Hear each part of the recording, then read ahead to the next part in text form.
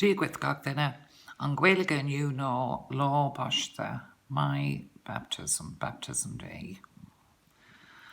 Dé sarna tá ann, it was Saturday.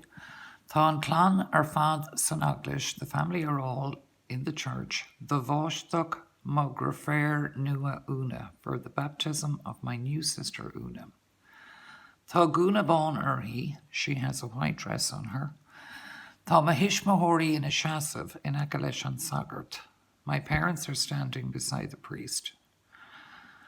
Tá Ahar Bháiste agus Máthar Bháiste Una in a shasav in Agalish an Sagart freshen.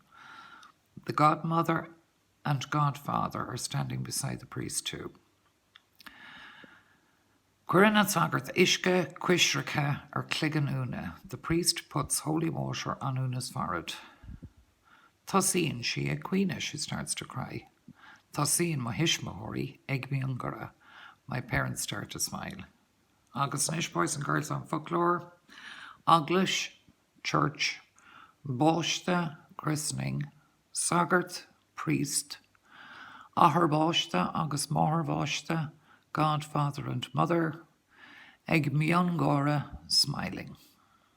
Agus nish na ceistena. Cén lá atá ann. Dé Sahern atá ann. Cóbal an clown, where is the family? Tá an clown ar fad san Eaglis. Cé atá in a shasav. Té atá ag shasav is aice leis an Sagart. Tá Mahishmahori agus an Ahar Bháiste agus Máthar Bháiste in a shasav in aice leis an Sagart.